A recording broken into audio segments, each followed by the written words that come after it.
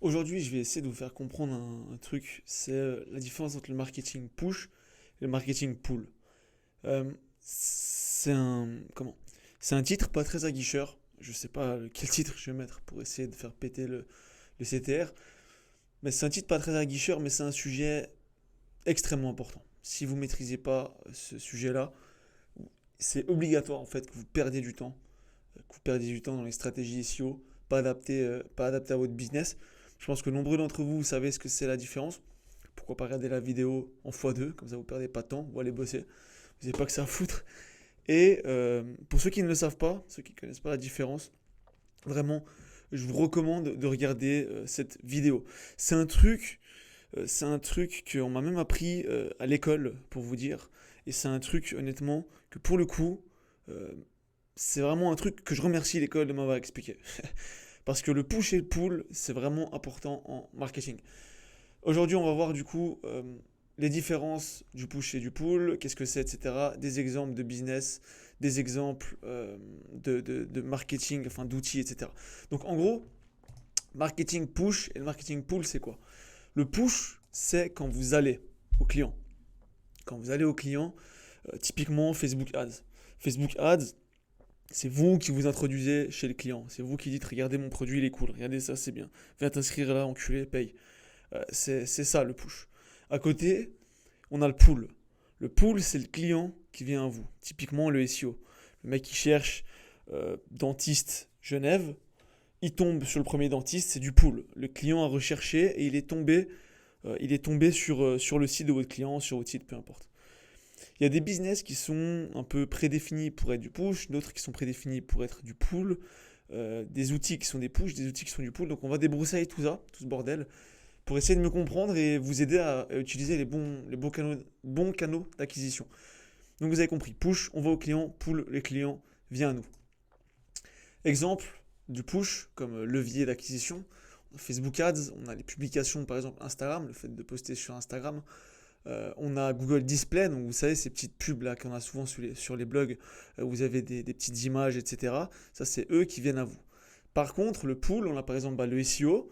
Et pour vous montrer un peu à quel point c'est un peu tricky, comme on dit en anglais, c'est un peu un piège, il y a aussi Google, mais Google annonce. Parce que Google annonce, vous allez chercher tout d'un coup un plombier. Vous avez le premier résultat qui est une annonce. C'est un peu comme le SEO, mais c'est payant. C'est du SEO payant en vrai, les Google annonces. Par contre, vous avez Google Display ici. Google Display, on va au client, d'accord? C'est nous qui allons montrer à la personne. La personne, elle est sur un blog, elle lit un blog, comment devenir consultant en SEO. Et là, sur la droite, il y a une pub qui dit regarde mon bracelet, comment il est trop cool, viens le payer. Ça n'a rien à voir, c'est du push. Par contre, le mec cherche un plombier, il arrive sur le premier résultat, bon, on peut le faire maintenant, hein. Je viens ici et je vais mettre plombier, par exemple. Ah non, c'est pas ça que je voulais faire. Plombier, voilà. On est là, boum, on arrive. Ça, typiquement, ok, c'est moins du pool parce que c'est quand même nous qui allons un peu le chercher. C'est pas vraiment du SEO classique, mais ça reste le fait que c'est le client qui vient à vous. C'est pas vous spécialement. Oui, ok, vous faites en sorte d'être devant le client, mais ça c'est un grand débat. C'est que les gens disent oui, non, mais tu fais en sorte d'être devant le client, donc c'est un peu du push. Non, au bout d'un moment, bah, t'es obligé de faire en sorte d'être devant le client. À ce moment-là, plus rien n'est du pool parce que même le SEO, c'est du pool à 100%. Mais on fait en sorte d'avoir un bon SEO pour que le client tombe sur nous. En gros, là, c'est le client qui a recherché et il a trouvé ce qu'il cherchait. Le push, c'est le client fait un truc, il tombe sur vous et requête un peu sur le moment avec un rabais ou peu importe, boum, il achète, c'est du push. Je pense que vous m'avez compris. Maintenant, il y a des business justement qui sont prédéfinis pour faire du push, d'autres prédéfinis pour faire du pull. Quelques petits exemples. Typiquement, une marque d'e-commerce, une marque de vêtements. Généralement, une marque de vêtements, ça va plus être du push. Dans le sens, en tout cas dans une première phase. Dans le sens où vous créez votre marque de vêtements, personne ne vous connaît, il va falloir pousser pour aller chercher les gens. Personne ne va taper sur internet si votre marque de vêtements s'appelle, je sais pas moi, vêtements trop cool. Personne ne va chercher vêtements trop cool sur Google parce que personne ne vous connaît. Donc il va falloir faire du push, il va falloir aller chercher les clients, il va falloir faire du Facebook Ads, Instagram, blablabla, bla bla, du push, d'accord? Il faut aller chercher les clients. En plus, vous pouvez faire des rabais et trucs, donc c'est utile de faire du push. Par contre, sur le pull, donc les gens qui viennent à vous, vous avez typiquement les sites de cours de conduite, les médecins, donc les dentistes, les médecins généralistes, etc. Pourquoi? Simplement parce que, pour vous expliquer simplement, vous, vous n'allez pas vous dire ah putain, il y a une pub de médecin généraliste, trop bien, je vais aller voir le médecin. Par contre, s'il y a une pub 50% sur une paire de chaussures qui vous plaît, vous allez potentiellement l'acheter et alors que vous ne pensiez pas le faire parce qu'on a poussé. Mais un médecin, le jour où vous voyez une pub d'un médecin, 10% de rabais sur votre consultation dans les 7 prochains jours, vous n'allez pas aller chez le médecin juste parce que vous avez un rabais de 10%. Vous voyez ce que je veux dire? Donc, en gros, c'est ça la grosse différence à avoir.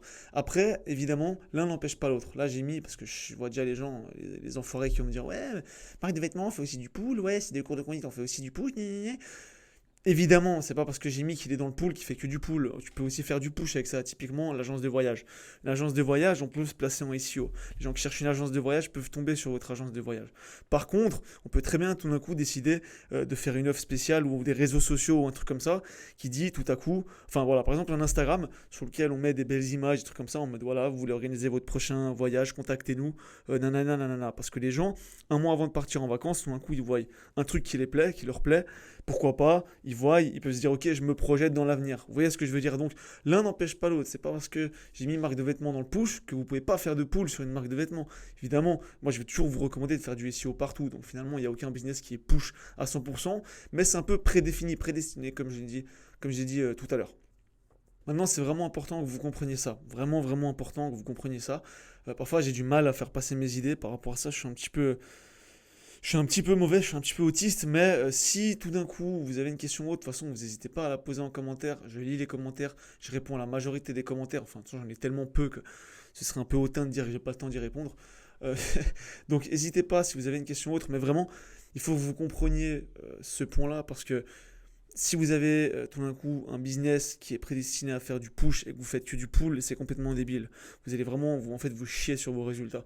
Donc faut que vous compreniez ça et c'est en fonction de ça que vous allez vous dire ok, il faut peut-être que je fasse plus de SEO, il faut peut-être que je fasse plus de Facebook Ads, il faut peut-être que je fasse plus de ci, de ça. Et ça va vraiment vous aider à créer un plan marketing qui soit logique. En tout cas, j'espère que ça vous aura aidé. De nouveau, si vous avez des questions, n'hésitez pas. Lâchez un like comme d'hab, on se retrouve très vite.